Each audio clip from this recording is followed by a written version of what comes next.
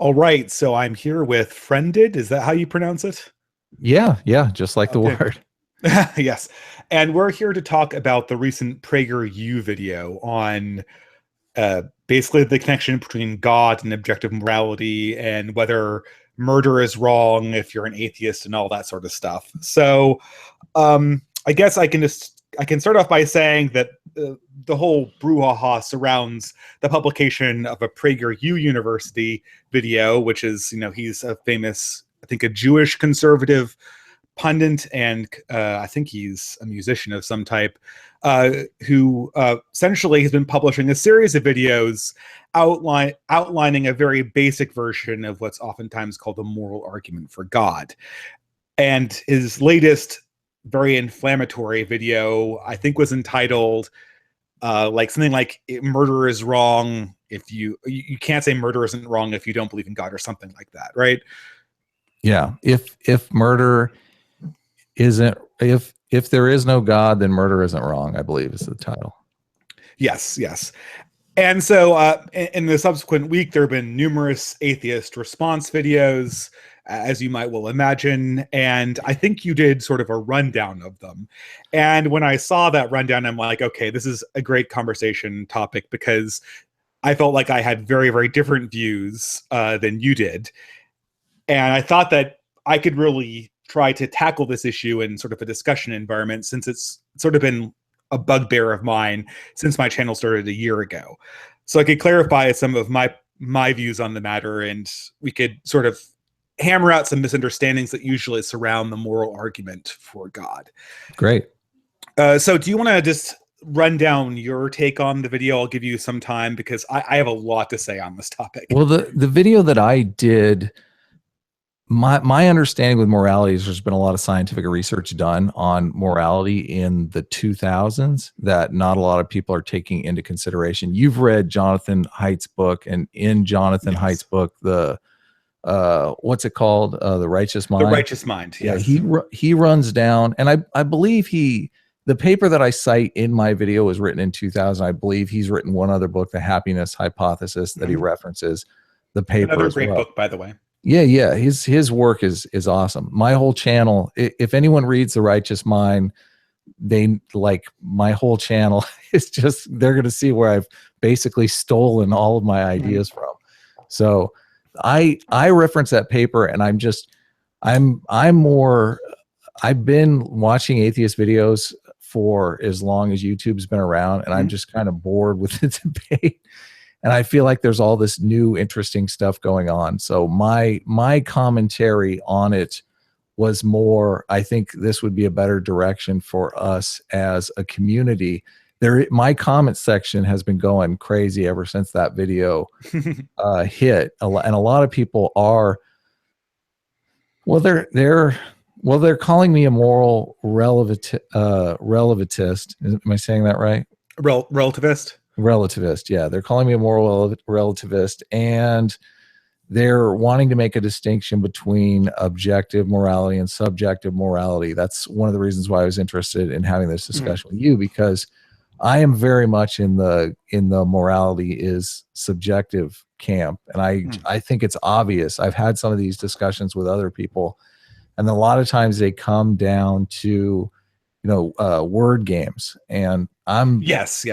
Yeah, I like word games, but I'm more partial to Scrabble than this kind of word game. So I've watched a lot of your videos, and I was really excited to see your discussion with ContraPoints. I made a video that I think you liked. Yes, I did. Critical. A great channel. Yeah. So I thought, hey, this is a smart guy. I would love to hear your take on it. So I am interested, open-minded. I think the first thing to get out of the way is the setting of the terms. I did a stream with Danny Duchamp a long time ago, where we just got mired and it became word games, and it was so frustrating for me. So I think for everyone, it would be less frustrating if we ironed out the objective and subjective divide. Sure. So, well, I think the first thing we have to do is what we understand as a moral statement. I consider a moral statement any statement in the imperative mode. Okay, and explain that. So in our expressive language and all human expressive languages, we have two ways of talking about things. We have an indicative mode, which describes things as they are, like that rock is on the ground. Then we have an imperative mode, which indicates ways things should be or gives commands, like put that rock on the table or that rock should be on the table. This is clear, the is-ought divide.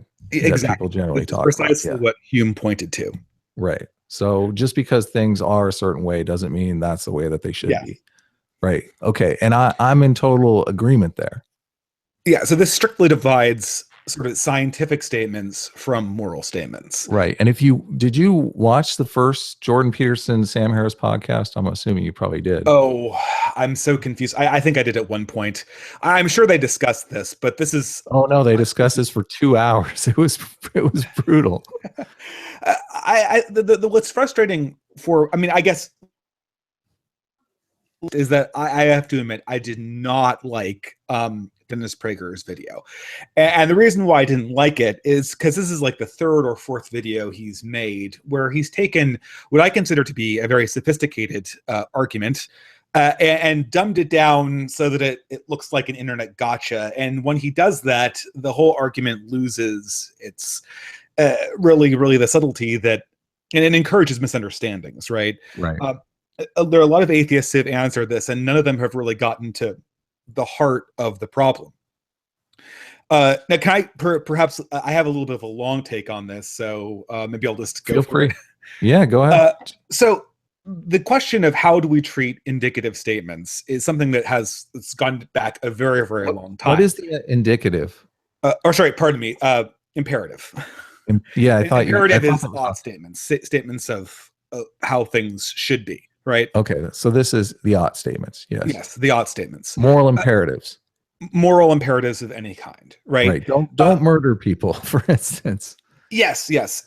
And so I think, people have asked a lot of questions about how we should handle or determine which moral statements are better or worse or something like that. But I think that there's a little bit of a confusion here is that when we talk about moral statements deriving from something or being based in something, we're not asking for sociological explanations of how these, imperative statements arose. I mean, if you go back to Aristotle understood that societies collectively agreed upon morals and that the collective morals of Sparta were different than the collective morals of Athens.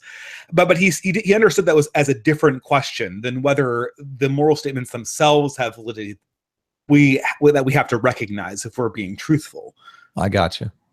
And so this creates a problem. I love Jonathan Haidt. And I think that he's a great sociologist. And I agree that his sociological explanation for morality is the best sociological explanation of morality we've seen so far. I'm a total subscriber to that. But that does not answer the question. It's not even the same kind of question as to whether the morality is binding or right or wrong. In fact, I would argue that Haidt's work totally destroys the idea. You're breaking up a little bit if you want to lower your bandwidth. This always happens. I just want, Yeah. Give me this. Is that better? Yeah, much better. Okay. I mean, you're talking about how Height is correct. So I want to get this. I think Height's on audio. But here's the thing, though. If Height is correct, then any hope that we could have a subjective morality that's still worth talking about is ridiculous. Okay. And one of the main findings that Height had in his papers and his research is that morality derives sociologically totally independent from its rational constructions in the minds of the people who believe it, right? Or largely independently, right? Right. So in this situation, the idea that intellectuals should talk about what is right, what is wrong, if we were to say that, okay, we're going to totally dispense with the metaphysical justifications for imperative statements or ought statements, and we're going to say we're only going to justify morality as a sociological and emergent biological term, then under Haidt's model, any application of logic to moral systems is almost meaningless. Because it's because it's derivative of subconscious because it's intuition? derivative, because as Height points out in his paper and in his book, that the rational processes of humans has very little to do with how sociological morals emerge. Correct. The hope of all previous people who wanted to say, take imperative statements and say that they're subjective, but we can still talk about them rationally, was that the sociological explanation for morals was firmly linked in some sense to our understanding of logical rules. But if Height is correct, then that is not the case, and so we're left with a very difficult situation. I agree. This is one of the reasons why my position and Height's position tends to be untenable, because nobody wants to believe that their morality is derived from unconscious intuitions. Well, I mean, the question is, if you're going to embrace relativism, where does that leave you, right? And it leaves you with saying that all institutions of society are radically socially constructed.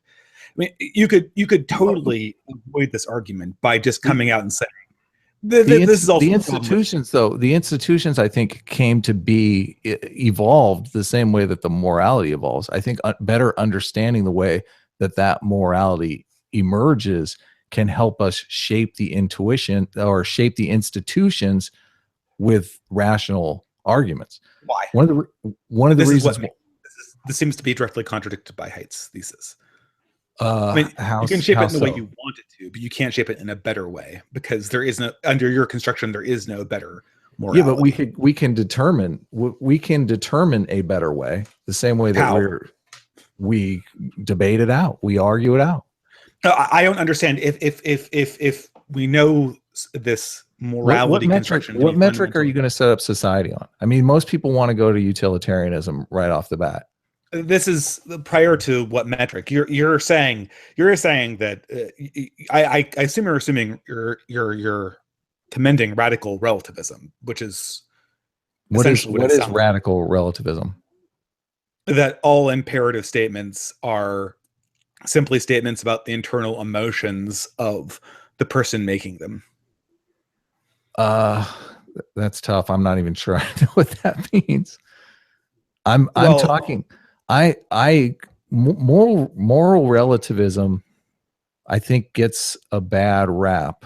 I consider moral relativism a reality in the same way that I consider cancer a reality. Like, this is the way morality is. If we want to shape society, if we want to deal with the disastrous effects that morality can have, or that cancer can have, if we want to manage those effects, I think objectively understanding these systems is the best strategy for doing that. But this is the thing. I want to make one clarification here. So you understand that saying morality has an objective component does not commend any particular sociological model for how that arose, right? These are two totally parallel questions. It muddies the water. Why? It really does muddy the water. Because what you're saying, and anyone who says or believes in objective morality is basically saying my morality is the real morality. No, they're not. And Why? morality is objective, and you should all consider my morality. That's not true. Well, what is? I'm assuming you're. For instance, I believe that logic is objective. That does not mean that any logical statement I make is necessarily going to be correct logic. I could be making a mistake. I could not have sufficient information. But I still think that logic is something that describes more than just the internal state of my own mind. So what you're saying is sociologically too. I mean, logic evolved and sociologically molded. So let's get to the definition of more objective and subjective, because I think that's useful here. So objective has a truth value to it. There's an agreed upon method to come to that truth value, and it's a claim that's falsifiable. No, that's not true. Objective means that it has a truth value that can be discerned. Not that there's an agreed upon method to get to that truth value. For instance, we have a variety of questions in physics, which we have no way of currently epistemologically measuring. questions about alternative universes, super subatomic particles that we have no way of really reaching with instruments we have right now. Right. And then there's a huge debate among physicists over the best way to measure these things. But there's no debate over physicists over whether these things are true in some sense, even though there may be no way to measure them. Right. There are multiple universes or there are not multiple universes is an objective question. It might be totally unobservable, but it is an objective question. That statement is either true or not. Right. Yes. And so it's totally different from the epistemological tools we have to measure that. Okay. We're gonna get caught up in word games, I feel. No, this is an old question. First of all, right? Like we understand that this isn't something that like Christians and atheists started arguing about in in the year 2000. And this is something that Kant and all Enlightenment philosophers talked about. Yeah, God is not a falsifiable claim, though. All right. I mean, this is another thing. Not all claims, all people have claims that are not falsifiable. They're called axioms or basic beliefs. This is another thing that we have to address here. Right. I'm all for staying away from the beliefs. I mean, that's objective claims are not based on beliefs, correct? I mean, no, they have to be. They have a truth value. There's no belief in this universe that doesn't derive from another belief. Evidence and proofs link some beliefs with other beliefs, but they don't tell you whether any certain beliefs are true or not. For instance, we can show that the Euclidean axioms are linked closely with the Pythagorean theorem, but we can't tell you that the Euclidean axioms are true. You're talking way over my head, man. Okay, so in mathematics and philosophy, you take certain starting assumptions and then you build on those, right? Okay. And these are called, in axioms, they're called assumptions. In philosophy, these are called a priori beliefs or basic beliefs, depending on which philosopher you go to. Okay. But no statement about the universe can be made without first making assumptions about the universe. And that's where we have to start. Okay. So explain to me how you get explain to me, like I'm 6 years old, what your objective morality looks like. Okay, so what do you mean? The objective, the idea behind objective morality is that, like something like logic or some other human instinct for order, we have an instinctive logic, for instance, is something that is certainly evolved, certainly sociologically carved out for us, and yet at the same time seems to have an external truth value to it. It's not simply arbitrary. And people who believe in objective morality believe the same thing about morality. They believe that the moral instincts we have, in addition to being evolutionarily and sociologically molded, also have truth values to them. That this thing is absolutely true. We could have a flawed perception of how the universe ought to be.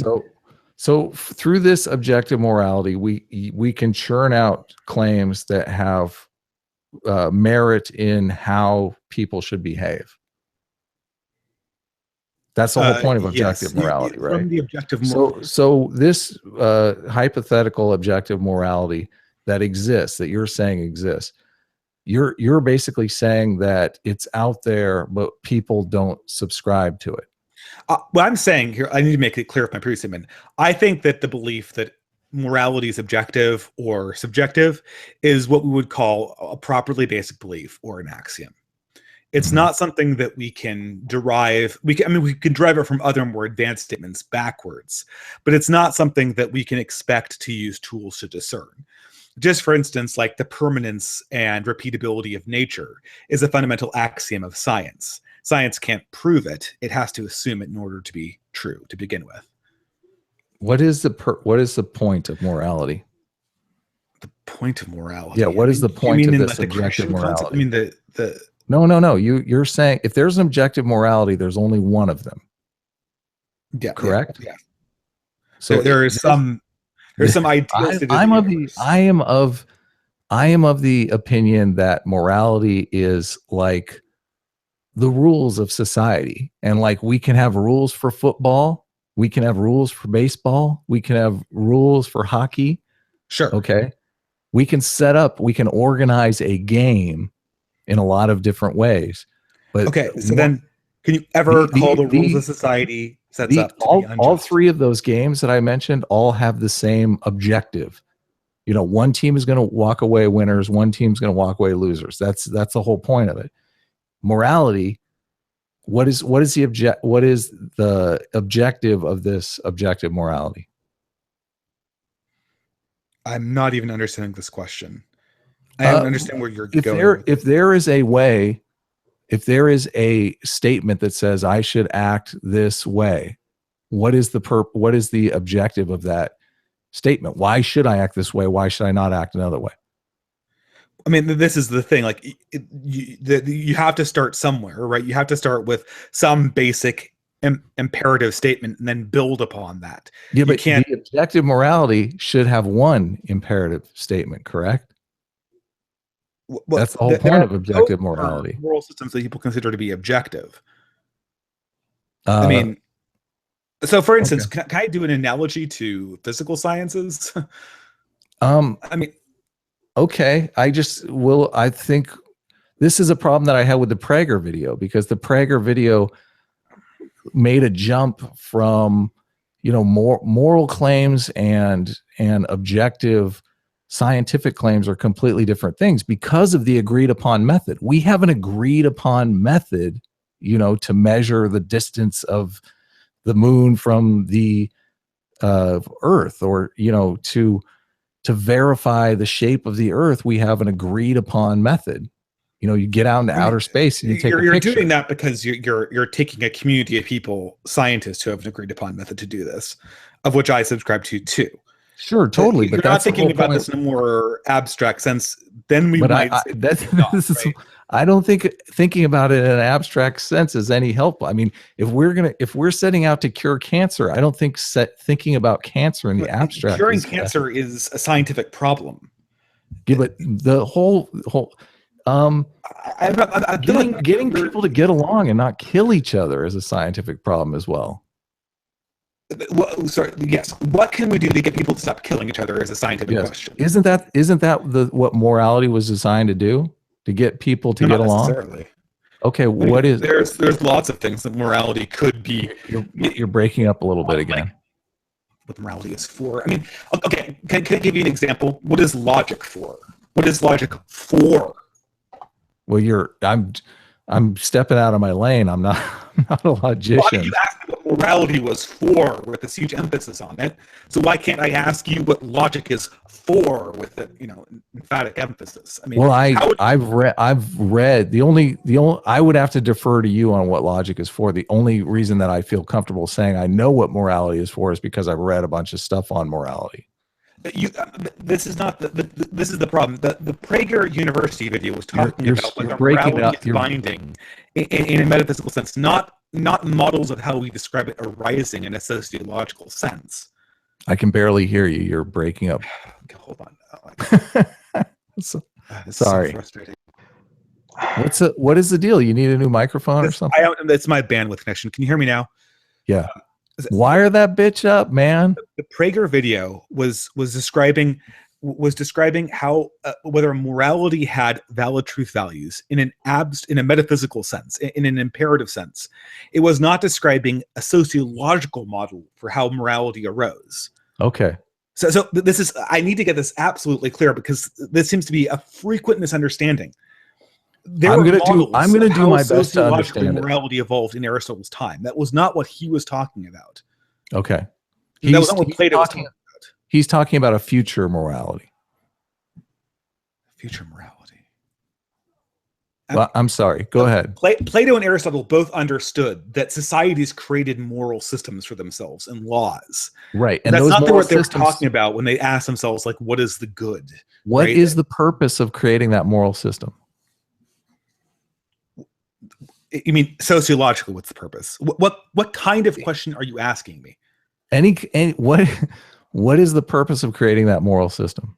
What is the purpose of it? Question. Or you can give me. You understand it's different. If I say I know this is a very abstract question, but if I say to you, okay, why did I'm answering a math problem, and I say 2 + 2 = 4, right? And you ask, well, why did you write 2 + 2 = 4? And I could answer you two ways. I could say, well, because the logic of the integer number systems, there's this logical connection between 2 and 2 equals 4. No. Or I could say, understand. well, there's this little piece of my brain that triggered this response, and then it went down to my hand, and then I wrote the number. I need to know exactly how this question is being asked, and this is the fundamental misunderstanding. Right. Okay. I don't understand how is this distinction clear? Well, we're making claims about how people should behave. That's what morality is, right? I mean, how else? What are moral statements? Height is not making statements about how people behave. He's making sociological statements about how the phenomenon of morality emerges. Okay. That's different than saying, I need to make statements about how we should behave. Whether or not you should murder somebody is a statement about behavior. What are morality statements that don't have to do with behavior? Well, there are moral statements, and moral statements by their nature have to do with decisions we make. Yeah, they're all behavior. Every single one of them is behavior. I mean, not really. You could say something name like one. I can't think of one. I'm trying to think of one. Hey, if you have one in the chat, please. Do you want me to answer? If you have one in the chat, please let us know. I'm about to list one. If you listen. Okay, let's hear. People will oftentimes say they'll say something like they'll ascribe moral implications to something like a tsunami happening, like the tsunami killing thousands of children was evil. Christopher Hitchens used to say this all the time. He says that it's an evil universe. That is only. Hold on a second. Let me finish. I'm sorry. He would say something like this. He would say, it's an evil universe we live in where a tsunami can hit a village and kill 500 children overnight. That is an evil thing that happened. Now, you could argue that's an incorrect application, but it is an application of a moral statement to a non-decision. Now, so we have an understanding of morality being a sense of oughtness. Usually we apply it to opinions, but it can also be used to describe the difference between our universe and some ideal universe that we imagine. So on the tsunami front. Yes. The tsunami is punishment for what? What do you mean? I was quoting Hitchens. If we're talking about a tsunami hitting a city, it's punishment for bad behavior, correct? Who said that? That's what everyone always says when a tsunami hits. No, it's not. I don't. Who says that? You're talking about someone specific, right? No, like people constantly say, the nightclub massacre was a result of the bad behavior of homosexuals. Morality is about morality. What do you think Hitchens meant when he said it was an evil world when a tsunami can kill 500 people in their sleep in a village in Indonesia? I don't know that he was making a moral statement. I mean, we're talking about I guess we're talking about definitions. We're talking about the context of morality. Morality is a set of rules for behavior, correct? I mean, what else is it? I mean, we're talking. So we'll say we're getting into definitions here. You can define a subset of imperative statements as concerning behavior, and we can call that morality, right? Okay. If you like, I mean, we can define it any way you want. Would you prefer that definition? Well, I just think if there's an objective morality, which is what we're kind of looking for, I think it's helpful to know what morality. Can I ask you what you're looking for? You seem to have this very specific direction that you want to take this conversation in, and I'm very confused. Well, I just want everything. Want everything to be clear. Because if you're talking to you about a philosophical question that was asked, and I can explain how this question evolved with different philosophers. Okay. But it seems that you're trying to get me to say something very specific about morality. No, I'm not. I'm definitely not. There is my understanding though. There's for people that have this idea that objective morality exists, what they're really saying is, the statement that they're really saying is, there is a specific way that you should behave in every situation, and that is objectively true. That's absolutely, I mean, where are you getting this from? That's fundamentally false. Okay. It's not even true. It's never been true. It's a straw man. I mean, that's literally never been true. People who believe in objective morality do not believe that there's a specific way you should act in every situation. Okay, so what is objective morality then? Acting based on the situation. That's different than saying that actions themselves, that there isn't an ideal state of the universe.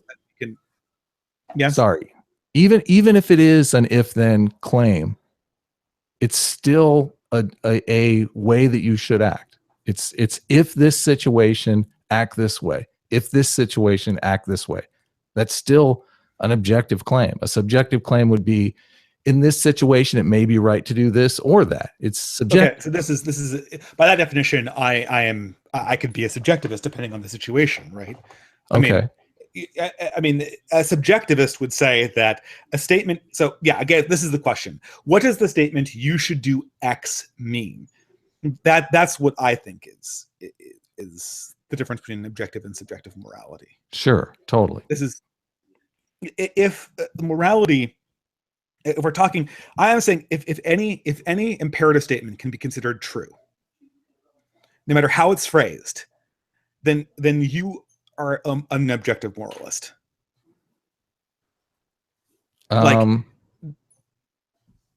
If any any imperative statement can be considered true, anyone. What? But for morality to be objective, wouldn't we all have to agree on that? No, but we don't. Do you agree that reality is objective?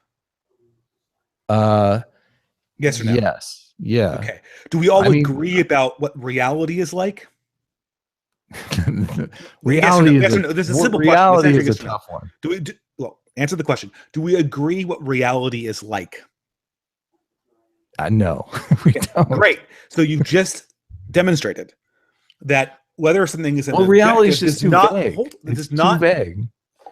No, but you said reality was objective, and we don't all agree on it. So you've just indicated that something being objective is not equivalent to the statement "we all agree on it." Correct? Okay. You must. I'm confused. I'm lost. So okay. So you agree that the physical world is objective, right? Yes. Okay. Do we all agree on how the physical world operates? In what sense? I mean, there's different levels of that. I mean, physics, yes, we all agree. No, we don't. What are you talking about? I know there's are there multiple universes? Physicists don't all agree on that. No, those are theoretical claims, though. What they're physical claims. There is ways to measure that stuff. Maybe there might not be, actually. The multiple universes, definitely not. But okay, well, I mean, physics. Look, I mean, so when we talk about abstract thought, you understand that we can use bizarre examples to demonstrate. Totally. Point, right? And one of the things that I think is horrible about these conversations is that people do drift into the abstract thought, and I'm very much not. I mean, there's a tangible reason for morality to exist. Drifting into the abstract thought, I don't think is helpful. But you seem to be critiquing the entire idea of using logic as a means to discern these questions. Okay. But like if I demonstrate to you that you have a belief logically with an abstract counterexample, and then you're like, well, it's abstract, so who cares? I'm not so sure how a logical conversation is supposed to proceed from that, I guess. Well, it's difficult for us to even agree on a definition of morality here, which I think is like, okay. So what definition of morality would you like me to use? And let's talk about your definition of morality. You could define morality. Go for it. A set of agreed upon rules for a community to behave by. Yes, that's a sociological definition of morality. I will accept that definition. Now, Okay. what statements do you want to make about that definition? Are there different sets of rules in different communities? Yes. So therefore, morality is subjective. Done. Woo! Well, you've just proved something that nobody who believes in objective morality would ever disagree with. This is why I wanted to have this conversation. I mean, are you trying to attack the beliefs of people who are objective moralists, or are you trying to attack? I'm trying to understand them. I'm trying to understand them. That nobody believes in. I mean, everybody acknowledges that there are different societies that have different moral beliefs. That's not even the case, right? You're saying that there is one objective morality out there, and all these societies are working to get there. That is what Plato and Aristotle believed. Yes. And that's what you believe. Like, human beings have moral instincts that guide them towards ideals. These are imperfect instincts, like our logical and epistemological instincts, but that is the idea behind objective morality. That there is, if morality is an agreed upon set of rules. So we have to get everyone to agree on this objective set of rules, correct? I don't understand this question. Are you saying, like, as a society, it would be useful for us to agree on a set of rules? Yes. Well, I certainly agree with that. Me too. This is where I think we're on the same page. You're just calling it objective morality, and I'm not certain. So can I demonstrate why people have problems with only using the sociological definition of morality? Yeah, please do. I'm here to learn. So can a society ever be, so let's say you're in a society and they practice human sacrifice and 90% of the people think it's awesome. Okay. Can you call that wrong? This is where okay, I need to know by what metric we're measuring wrong by. This is why I came up with a sports analogy, because, well, I mean, this seems like a simple enough question, isn't it? Well, in sports, sometimes it's better to, there's a sacrifice in baseball where you're gonna do something that's not necessarily for the longer game. So it's difficult for me to say what metric are we measuring this by. Well, based on the definition of morality you provided and said we only want to use that definition, I don't see how you could say it's wrong, because 90% of the people in the society agree to it. It is part of the rules of that society, and therefore, by the metric you provided, it cannot really. Yeah, but you in the very beginning said that we can make mistakes, we can do things incorrectly. Well, of course, we can make mistakes about morality, because there is something. If morality is objective, we can make mistakes in estimating it. If morality is just the rules that people decide on sociologically, then 90% of the people can't make mistakes about it, because whatever they decide is the actual morality in question. Correct. So yes, by my definition of morality, we can make mistakes, but by yours, 99% of the people cannot make mistakes. No, that's not true. How? I'm not making that claim. I'm not making that claim. There could be 20 different types of morality, and all of them could be making huge mistakes. It's how can you make a mistake? What metric do you want to measure it by? Like, if you're measuring it by human happiness, they could be making tons of mistakes. If you're measuring it by number of offspring produced per capita, they could be off the charts. The divergent opinions about morality have to do with that central metric. How are we going to judge our success? But this is the little trick we're playing here, right? I'm not trying to play a trick. If you've defined morality as being something total, did I not misunderstand that your original definition of morality was something that was decided upon inside the society, right? Correct. Yes. Totally. That's how it's decided inside the mind upon by society. Yes. And so, okay, so I'm imagining a world where 90% of the people on the planet think that, or 99.9% of people on the planet think that murdering children, periodically is correct. Okay. Then that is moral. And if you're the one person who does not think that's moral, then you are wrong. There is a society. And this gets trotted out a lot. I can't remember the name of the tribe, but there is a tribe that they practice pedophilia, which is completely disgusting. But okay, but this you understand? This is I'm testing this claim of subjective morality with this hypothetical statement, right? right, but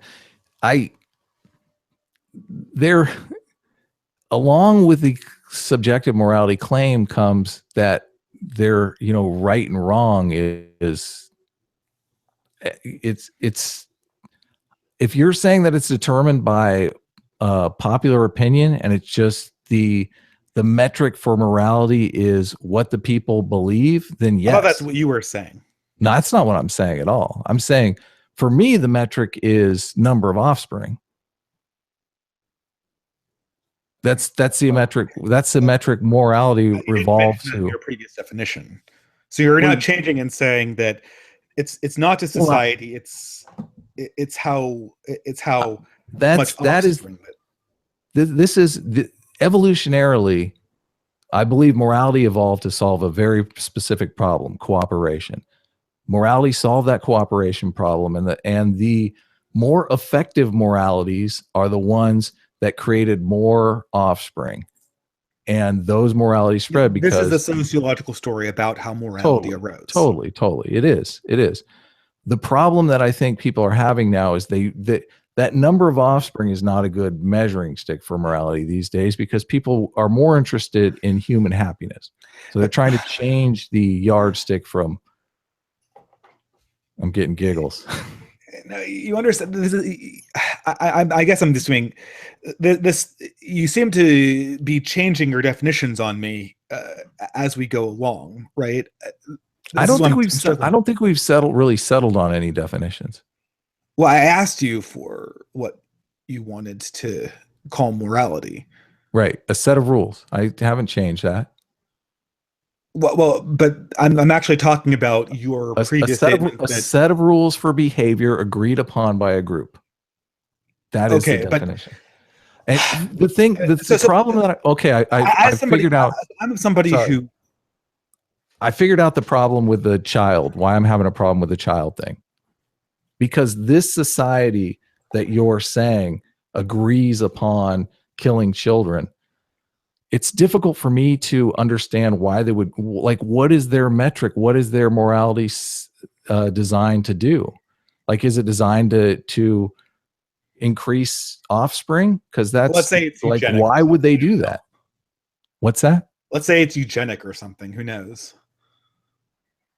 I mean, it's really immaterial why they do it. The question is if you're saying that morality is a description of what the majority wills, then if a majority wills a certain state of affairs, then the person who stands. But they would have to have them. Sorry, can never be wrong. And this is what can be wrong. It depends upon what the motivation is. But aren't you trying to? You see how you're trying to smuggle in a moral system on top of it? You're trying to say, like, well, it depends what the motivation was. Well, why should that matter under the definition of morality you just provided me? I mean, the idea of is there good or is there a correct oughtness to the universe? Is there a correct state of being in the universe? That's a more fundamental question than how moral systems and laws came into being on a sociological scale. Okay. Now, we're saying that we're going to discard the metaphysical question and instead only use a sociological definition. You have to answer me two questions. A, under the sociological definition, we're effectively agreeing that majorities are always right, or at least might always makes right. And then B, basically, especially with Height's research, why should we even have logical discussions about morality? Well, because I'm not sure that we should have logical discussions about morality. That's, for me, is another story. But I'm thinking more in terms of morality binding people together in groups, and those groups functioning as superorganisms. And if you think of those groups as superorganisms, it's difficult to say, inside a group. I mean, we have, once you're at the level of the organism, that organism serves a purpose to compete against other organisms. What is this? Are you trying to propose a new sociological theory about how morality? I'm not trying to propose anything new here. These ideas came straight out of Height's book. So, but I mean, I think I know I've said this like a billion times, but sociological explanation of how more like there's a sociological explanation of how logic arose, right? What is the problem with the sociological definition that you have? I think let's say we're arguing whether the Pythagorean theorem is true, right? Okay. You know the Pythagorean theorem? The square of two sides of a right triangle is equal to the square of the longest side. Sure. Right? But we're arguing over whether that's true, right? Right. And then you keep on arguing. That's not subjective though. When we have an agreed upon method to we haven't agreed upon whether it's not subjective or not. I mean, maybe it is, maybe it's not, right? It's objective. It's math. All math is objective. That's the whole point of math. What? This is a great question. That is actually a question that people ask, right? Is mathematics something that we construct and put over the universe, or is there some truth behind it? I would agree that mathematics is objective. The mathematics is not based on an observation of the physical universe. No, not at all. It's all abstract. Okay, so we agree that abstract things that are not based on the physical universe can be objective.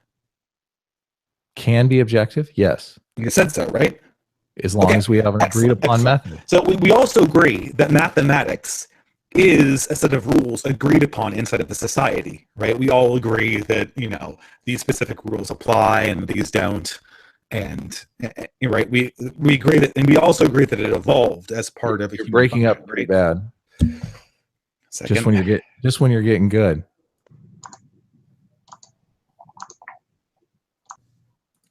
So we agree that mathematics is a set of rules that was decided upon inside of a society, right? Correct. Yes. Okay. We also agree that it evolved as part of the human mind in order to help us survive, right? Correct. Yes. Okay, so we've agreed that something can be evolved and be sociologically decided on and still be objective. Right. And still not have reference to the physical universe. Correct. So you understand that's exactly, I've essentially answered all of your critiques against the understanding of an objective morality. Your critique of objective morality was it can't be objective because it's decided inside of society. Well, so is math.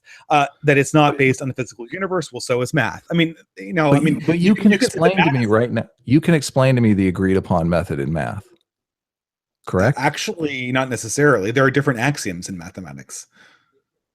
Well, you could explain to me each of the different mathematics or axioms that are agreed upon, correct?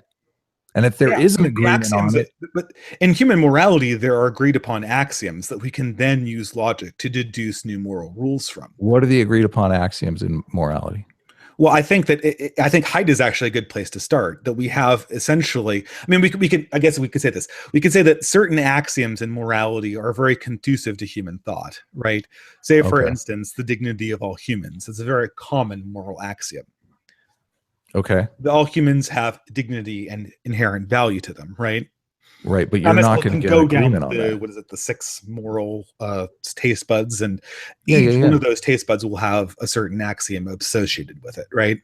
Right.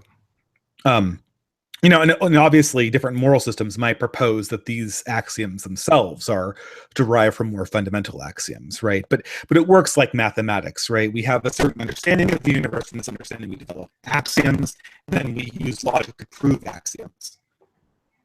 Right. Or to prove theorems, prove statements, right? Your sound's going out again. Give me a second. Are you wired up? Do you have a wire going to your computer? Yes. Okay. It's USB. It's a little bit unreliable. I'm not so sure why it's. I got you. I've heard this on other streams that you've done. That's why you're always getting to the best point, and I'm like, I need to fix it. But so we understand that morality in some sense is very much like math. People do typically, there are very consistent axioms. They're Christian philosophers have pointed this out, that throughout societies, there are a set of very, very consistent moral theorems. These moral theorems, you could argue that they're evolved. They probably are, just like logical axioms are evolved from our instincts. But once we adopt those axioms, we can use logic to carry our understanding of logic or morality past the point where it was ever useful in an evolutionary sense. Okay. The problem that I have with objective morality is just the agreed upon method, and I always feel like that's where. Can I answer something about methodology? If you do not believe in objective morality, why the heck would you apply logic to morality? Like, why would hypocrisy I'm not sure that make I a difference? do. I mean, I'm sticking in the descriptive realm. I'm in the is realm. I don't know that I'm in the ought realm, because I don't know that I I don't can think there's a move. disagreement in the is realm. That's the problem. Yeah, it's just The question of whether morality is objective is not even a question about is. We're not asking ourselves about how humans behave sociologically. We're asking ourselves about the metaphysical reality of an abstract concept. Now, previously, you were convinced that the metaphysics of another abstract concept, namely math and logic, was objective. right. So it can't very well be that metaphysical abstract concepts can't of their own right be objective. And it also can't be true that because these instincts for abstraction evolved to help us survive, that their extension cannot also be considered objective. I have no idea what you just said. I'm totally lost. I apologize. So morality evolved and logic evolved, right? They evolved to help us survive. They both evolved to help us survive, right? Right. But because mathematics evolved as an instinct does not mean that the application of mathematics is not, it does not describe something that's true. Okay.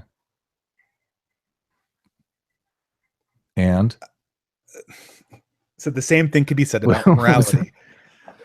The same thing. I mean, what I'm doing is I'm destroying the criticisms against the idea that morality cannot be something that can be called objective.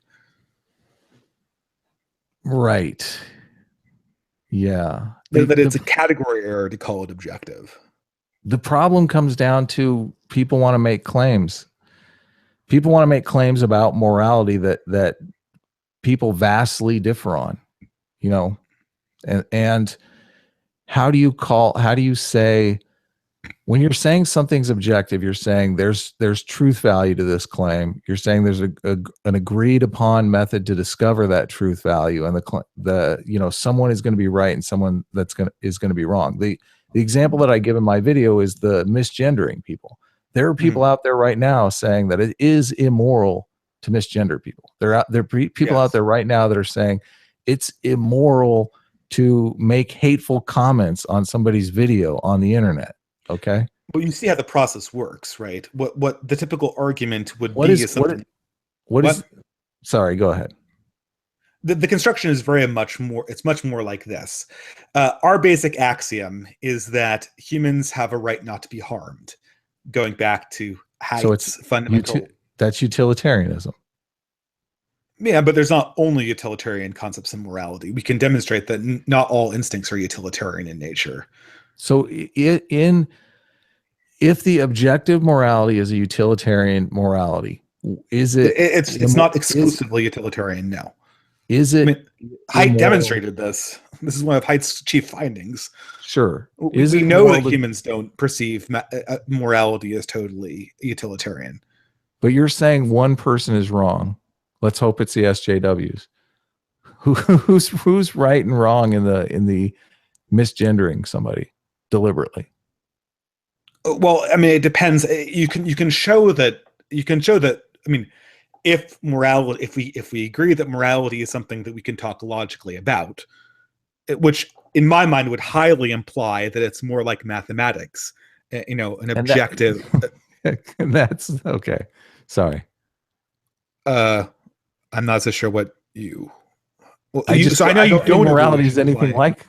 I don't think morality is anything like mathematics, but you just said that you didn't think we could apply logic to morality, right? if we agree upon the objective, The axioms, right? yeah, then we can, but people don't agree upon the objective. I think to a large degree that there are a lot of agreement. There is a lot of agreement on the objectives, actually. But you have to you're in a situation where certain moral objectives come before other moral objectives. I guess you're going to have to take Height's moral foundations, and you're going to have to order them in order of importance, and that's going to be, and there's no way to completely properly subjective. I mean, would it destroy your world if I told you that mathematics, that different mathematicians use different axioms, sometimes even contradictory axioms? I'm still sitting here, so it hasn't destroyed my world. Well, it hasn't destroyed your idea that mathematics is something that could potentially be objective, right? You could tell me right now that there's parts of mathematics that are completely subjective, and I would have to defer to you because I've never read anything on mathematics. You've studied mathematics, so I mean, we're really talking outside of my wheelhouse when we're talking the mathematics example. I'm talking as a person that's read a bunch on this stuff. I haven't really read on philosophy because I don't like philosophy. Philosophy is a bunch of musings about things that could be or could not be. I like nuts and bolts stuff. I like stuff that's about the real world. So people talk about morality every single day. There's moral debates going on all the time. And when you say an objective morality exists, what you're basically saying to those people is one of you is right and one of you is wrong. Why would I have a debate on something if I couldn't be wrong or right? Psychologists call it keeping the channel open, like dialogue. So any discussion on moral. Hold on. This happens in a courtroom every single day, right? Are you saying no jury? No, I mean, I would not. Why would there be? I wouldn't have a trial if there was no truth value to whether the person did it or not. Yeah, but it gets even. Is OJ guilty? Well, I don't know if he is or not, but I know that he is or isn't. But I know, yeah, it's the thing. I don't know whether he is, but I know that he either is or isn't. I know that there's some truth in the universe that says he either did or he didn't. Yes, totally. Great. So that's the thing. Like, if there's no right or wrong in morality, then I would never have a debate on morality. The thing about the OJ case, though, is there is a objective there, and with morality we don't necessarily have the objective. I mean, people are working off of different objectives, right? You could argue the same thing for the OJ case, right? Someone's trying to Johnny Cochran or whatever had the objective of getting OJ off scot-free, and the prosecutor had but the thing is the regardless of the objectives people bring to it, there is some truth to the matter. I mean, if I believe sincerely that the morality was not a truth-containing topic, I would cease to argue over it. It would be a meaningless question to ask. Well, maybe you should do that. I don't know.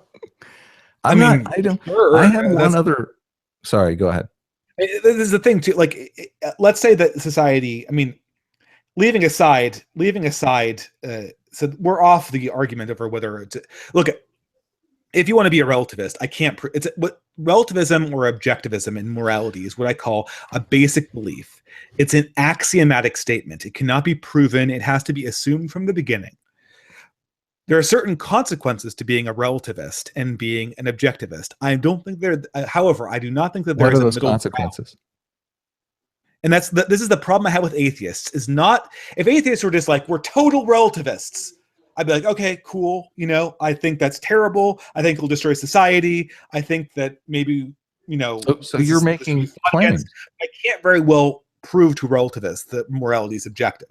However, I that's not what atheists manifestly do. What they manifestly do is go around telling people they don't like that their morality is objective, and then complain about their personal morality being violated by people they don't like, which is totally an incoherent position. I don't believe that I've done that. Have I? Okay, I apologize. I did not mean to indict you. Yeah, I'm not. I'm not an anti-theist, so I think we have much common ground there. Okay, so leaving aside, so if it's a basic, we understand that relativism, the reason why it's fought against a lot is that there's a lot of negative consequences to this, right? You're saying there's negative consequences to moral relativism. This is totally separate from whether it's true or not. I understand not arguing from consequence, but this is just a reality that we have to deal with too, right? Right. I'm pointing out a reality. Okay. And moral relativism in your eyes is people disagree on what morality is. Moral relativism is not just a disagreement on what morality is. People who believe in objective morality disagree on the finer points. Relativism is the belief that there is no truth to any moral statement.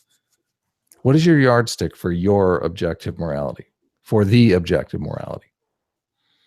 I'd say that any moral statement that I would consider more true than my moral statement, it would have to logically derive from human moral instincts in a superior way. It would have to explain why these moral instincts are coherent with each other, and it would have to sort of explain moral intuition of humans in the way that Height lays out. Do you have does the objective morality have an opinion on the misgendering, Dennis Riley or whatever? I mean, I'll explain how I think the debate would proceed. I think Jordan Peterson has the right idea here. The question is A. There's two questions involved. The question is A, whether misgendering harms the individual in question. That's an empirical statement. We can figure that out. The next question is whether isn't that subjective though? Isn't harm subjective? I mean, they'll say emotional harm. We can define an emotional harm as being an emotional harm is it's measurable. It's very hard to measure. I agree, but it is definitely a measurable criteria. Right. So I mean, so from there we could understand whether there is something that would impede upon our sort of axiom of human dignity. And then we could also ask ourselves something like, well, the Jordan Peterson question, right? Does the implication that we are behooved to change our language at the emotional whim of somebody else, does that impact upon human dignity in that dimension? Is that fundamentally incorrect? Is that offensive to truth, and is that offensive to freedom? So what we essentially have is: are we weighing the harm correct? Are we weighing the harm to the individual correctly against the harm that could be caused by forcing this to freedom and to truth? Man, there just seems like a lot of subjectivity in there. Just because, how are you going to measure that stuff? Well, hold on. But here's the thing. I need to make this question again. Something being hard to measure or having a lot of uncertainty does not bear on whether it's objective or not. Well, I need to get this down, because this is a frequent misunderstanding. It always goes back here. It always goes back to like, well, that's really hard to measure. Well, that's really, we can't really see it very easily. Therefore, it has to be subjective. But how would you measure it? Can we first get clear? Sure. The difficulty measuring does not impute whether it's objective or not. Okay, great. How would I measure it? You're talking about the specific example I laid out, right? Yeah. We're talking how much harm to Dennis, how much harm to Jordan Peterson. Because our whole legal system is designed to suss out these answers. I mean, sure. You're saying like there's a legal case that this should be made? I mean, the misgendering question is, I think it's one fundamentally about how we value truth relative to emotional harm. Right. And I think that if we put emotional harm ahead of truth in a strong way, as we would have to in order to make misgendering a very bad thing in our society, I think we would fundamentally destroy our humanity. We fundamentally destroy sort of what it means to be human, accepting harsh truths. We would fundamentally destroy our society's ability to operate. I mean, there's Right. consequences, I guess. I think the bigger consequences are actually human ones. They're moral ones, right? I think at the point where we say that emotional harm outweighs truth, then we've essentially destroyed truth as any axiom that's worth anything. And I think at that point, we most people would see that this is a highly repugnant to human moral systems, as Haidt has described them. Right. I mean, I want to make it clear here that I don't think Haidt is some kind of. I think that he has the right direction. No, but, you hate Haidt. I can tell. It's in your voice. I'm just kidding. You gotta be kidding me. I've read it like almost every essay he's ever written. I know. I'm just joking. The thing is that Christians and Aristotelians and Platonists would say, yes, indeed, these moral senses exist in humans, but they're derived from more fundamental understandings of morality. So Christians and Platonists and Aristotelians might take it one step further back, but we would still come back to the foundational moral sense that humans have. This is what Christians oftentimes term natural law, right? The instincts of goodness that people have. And at the point where we allow emotional harm to trump truth, then truth no longer has any bearing in our society or our discourse, and we can essentially discard the entire conversation, because I could just as easily say at that point, well, your argument that we shouldn't misgender people is emotionally harmful to me, and you start seeing how not all statements are coherent with how humans have understood these ideas classically. Right. Well, I mean, I don't think we're going to agree on objective morality simply because the morality that you're putting forward works for you, but I don't necessarily, like, there are people that disagree on this. So by its very nature, it seems subjective to me. I don't know. And I honestly don't know. But I've been wrong about moral things before. I've changed my opinion on lots of things, right? Sure. Well, you also said some things in there, like it would end what it is to be human. How is that a measurement that isn't subjective, what it is to be human? When we're talking about objective claims, we're talking about scientifically discernible claims. Like we don't. No, well, but we already agreed that mathematics isn't scientifically discernible, and it was right. This is we're trying to do this little thing where we're going over things we already agreed are the boundary of objective and subjective. I'm not a master debater. I've never taken a debate class. No. It's fine. I'm just saying that, like, I agree. Well, I guess there's some truth here in the sense that you're saying that I'm pushing this back on the fact that we have human moral instincts, and I'm treating these moral axioms. I'm treating this idea of natural law, or the Heidean moral senses, or the Tao, as C.S. Lewis said, or the Mitsun, as Aristotle said. I'm treating this like it's an axiom, and then I'm extending that axiom practically using logic to the specific argument we have, right? Right. If you just get rid of these axioms, we can do no more logic. Just like if you got rid of the mathematical axioms, we could do no more mathematical logic. I'm lost in the math part of it. The intuitions, though, those evolved. There is a logic behind those that I understand, and I'm sure you agree on those. So the evolutionary argument. You don't disagree with evolution, right? Yeah, but this is an indicative statement about how evolution evolved logic and it evolved morality. Right. Yes. Okay. Evolution will not enter into my argument about why the Pythagorean theorem is true. So why would it enter into my argument about why moral statements are right or wrong? Because the moral statements evolved to serve a specific evolutionary purpose. So did the logical ones. Correct. So that the logical ones were not they gave us a survival advantage in that we have cell phones and the deer don't, right? Pardon me? The logic evolved to give us an evolutionary advantage in the fact that we have cell phones and weapons, and the animals don't. Correct? We rule this planet because we developed logic. Our logical instincts did not evolve for cell phones, because cell phones, and this came about with hunter and gatherers, right? Our logical instincts, the most they would have evolved to confront were very basic problems of counting. Right. Now, the instincts that we developed, we could extend far beyond the reaches of what they were originally designed to evolutionarily control. And I would argue the same thing is true for morality. Okay.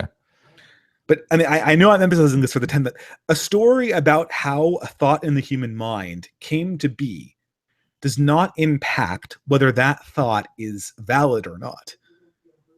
This is what philosophers call the genetic fallacy. Well, the valid, though, valid how? I mean, valid how? By what metric? Valid. Like in mathematics, you consider something valid if it's logically connected, if it can be logically connected to the axioms you've taken on to describe the system. Right. This is why I wanted to establish a link between morality and behavior. So, because morality is very much about behavior. It's how people should act. I agree. A large portion of morality is about behavior. I mean, under your definition, it's all about behavior, but I had a slightly broader one where we could talk about, and people do talk about natural events being evil. But at any rate, morality is mostly about behavior. Evil right? how? I mean, evil in that they kill people? Natural disasters, yes, you're correct about that. The idea would be this is a more fundamental idea of morality that extends the idea of oughtness along all capacities, and not just oughtness as it applies to the individual human person. Right. But again, this is very much more Platonic. But I just want to point out Hitchens used it too. So yeah. So you're. Go ahead. Go ahead. Do you want to finish up on anything? I mean, we've gone for like an hour and 20 minutes, and I guess I wish I really want. Yeah. Sorry. How about you ask the question? Go ahead. I haven't convinced you, and I don't think you've convinced me. This is what's called. I'm not even sure I've understood you. So, I mean, I think we have agreed on some things. We've agreed that indicative stories about how things evolve do not play into how we discuss them as being valid or not inside the human mind, right? Or how we discuss them inside of a dialectic, right?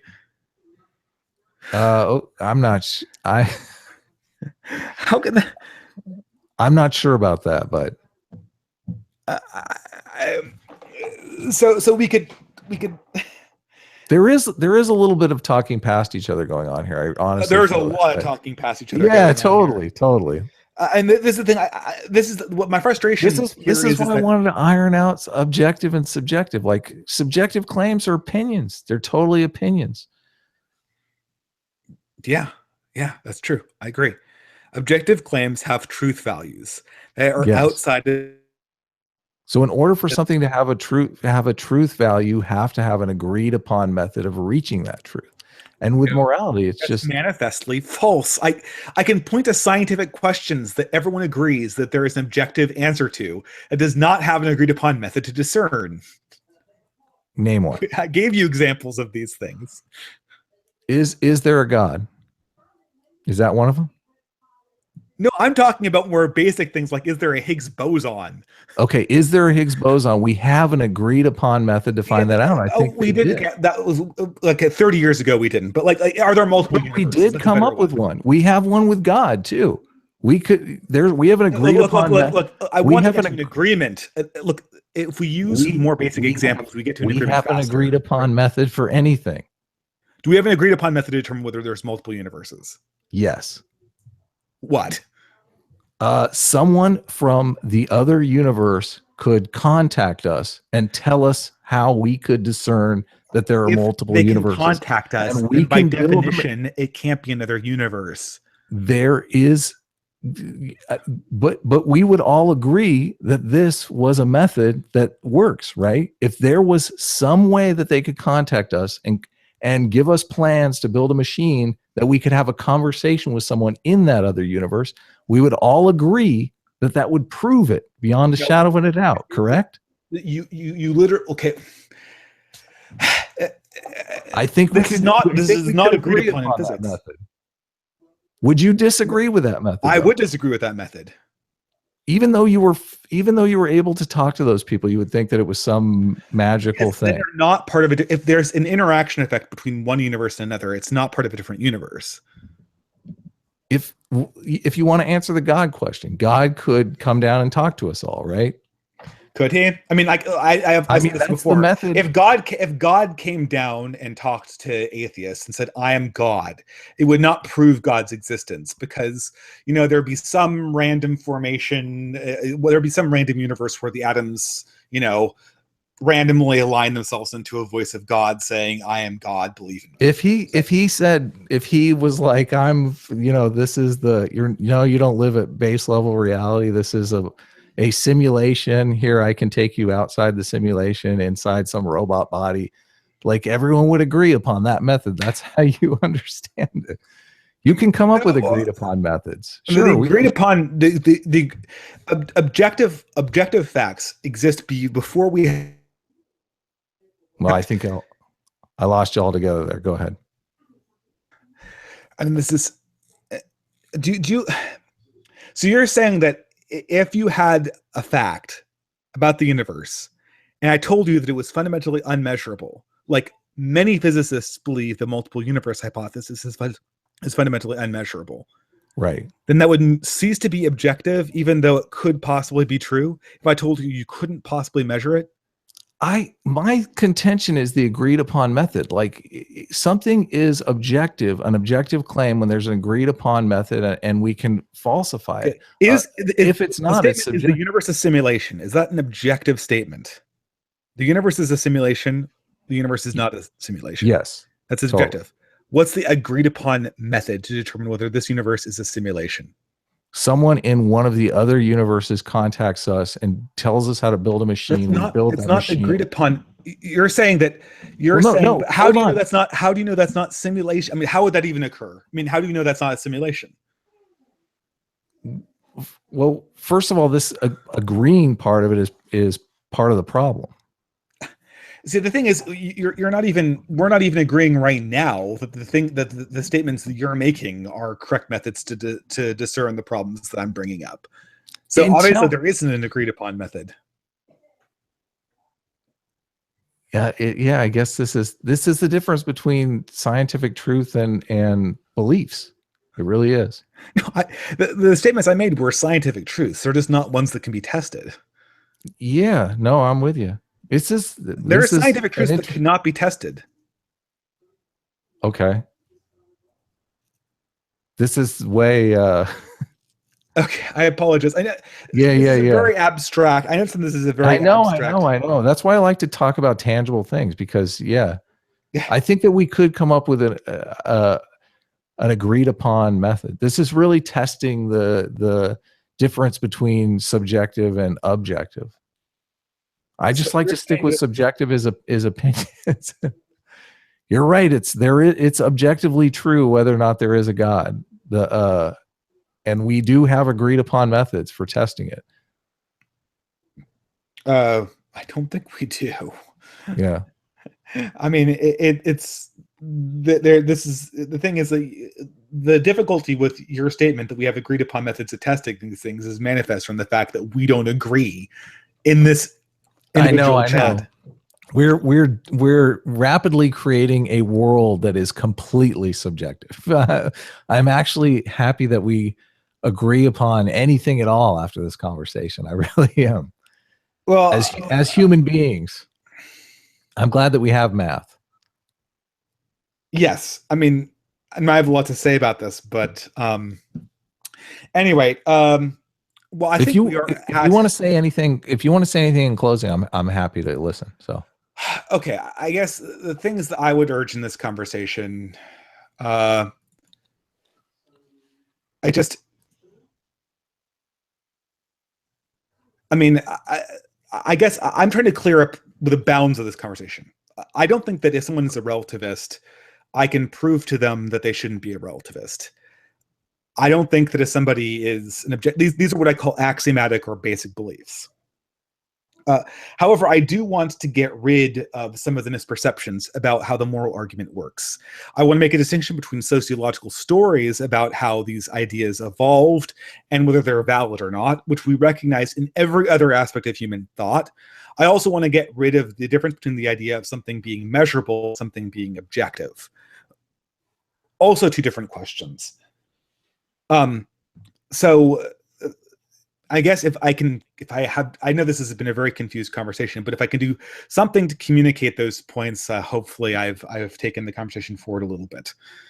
Do you have any statements? Not really. I mean, these conversations can be very frustrating. I'm hoping one day I'll be able to have one that isn't frustrating. I don't know that they can not be frustrating. So I don't know. That sounded like completely incoherent, but so be it. No, that I understand that they're fundamentally abstract, right? I think they are, and they're about the future. They're about behavior. They're about what we should do, and so much of the future is unknown. You know, I think what might make them better is if we tried to develop rules for abstract conversations and logic, and not try to force them into rules that we usually apply to scientific questions that we can have measurements for. Because what you get is just people trying to deny all abstract truth straight out. I don't, one of the things that I don't like about it is the abstractness of it, because it seems, for me, morality is a very tangible thing. It's about behavior. And whenever you put together some kind of moral system, you're really setting up the rules of the road for how people behave. It's very matter of fact. So when you drift off into this, very abstract realm, it kind of moves away from the nuts and bolts of behavior. I mean, if you want to have a scientific question about how sociologically morality develops, I'll have that with you. Yeah, but I want to question though. The future though is about how, I mean, there are problems going on in the world right now that have to do with disagreements on morality.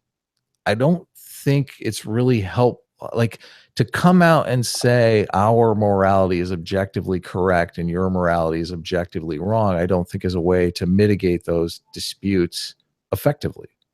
Do you disagree with me there? No, I do agree. I don't think that like shouting "my morality is the objective one." Well, that's not what. Is your morality the objective one? You're saying objective morality exists. Do you follow morality is a flawed approximation of what I think the objective one. I am convinced I'm wrong on many things. But here's the thing. The reason why I believe in objective morality is I can be wrong. That's the reason. So it's aspirational. As are all abstract attempts to get at the truth. Right. The reason why I believe in objective morality is that I believe that I can change my opinion and have that be an improvement. Not that I'm currently in possession of the objective morality that's true for all the universe. I almost certainly am not. Yeah, I'm with you there in searching for that best morality for all human beings. But then if we acknowledge that, then we've come some way further towards the objective side.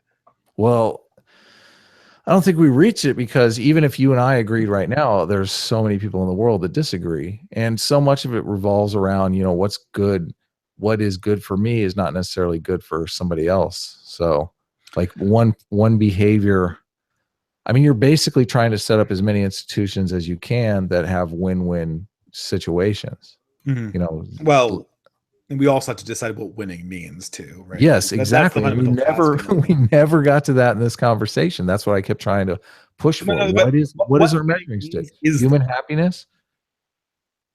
No, I don't believe that human happiness is the only. Neither does Height. Height describes things. A lot of people don't. Jordan Peterson doesn't. I mean, human happiness. What's Sam Harris say? Conscious, the I don't know. Sam Harris is basically utilitarianism. Well, I mean, Height of all people threw doubt onto whether utilitarianism is actually what humans are thinking. Oh, I totally agree. What is this? What is the goal of this objective morality? This aspirational morality, let's call it. That is the question as to what objective morality is. That's the ultimate question in the quest for objective morality. When we ask the deep question. Right. We have to hope as humans that our instincts point towards that. But that's an assumption that we have to take, just like we have to hope that our logical instincts and our sensory instincts are correct. Just like we have to hope the universe isn't a simulation. According to Elon Musk, it's pretty thin chances there. Well, I mean, yeah, and if you want to just be a relativist or say that the universe doesn't exist, you can say that, but it severely hamstrings the kind of conversations that society will allow. I guess that's what I would like to communicate. Is just the implications of being a relativist, a consistent relativist, are not good. Nobody acts like a relativist. Yes, correct. Because I wouldn't answer killing babies is okay, right? Yeah. Yeah, totally. No, even by any metric, like by the human happiness metric, by the number of offspring metric. Well, really, I think those are the only two metrics that are competing against one another right now. Killing babies doesn't figure into that unless you've got a society that really gets a lot of human happiness out of killing babies. I mean, you could just do the Spartan thing, say it's eugenic. But at any rate, I think we've kind of taken the conversation as far as we can go right now, and we were supposed to end it at an hour. So I have a small after chat that will go on for a very brief period of time. I'm going to put the chat in the link if people want to join in on that. I'll probably have to leave and do work. Anything you wanted to say to finish off? No, thanks. It's been an interesting discussion. Thanks thanks for having me. No, I knew that we weren't going to get to the bottom of this, but I don't know that you can. I don't know that there is a bottom to this, but no, I don't think there is either. I think that this is the turtles going all the way down. It would be interesting though if you know someone that agrees with you on this. We talked about that Danny Duchamp guy, having a stream with him, and you guys having a lot of agreement over this might illuminate more than someone who is disagreeing with you. I feel like there's a lot of talking past each other going on here that isn't very illuminating. I mean, I'd like to make a video with diagrams and stuff that might help a little bit. It's very difficult. It's an abstract topic, and that's very difficult to communicate. But we're not going to do it today. So thank you very much for coming on, and Take care. Start the chat up. I'm going to put the chat link in the new conversation in the chat of this. So, all right, man. See you later. Take care. Bye-bye. Bye.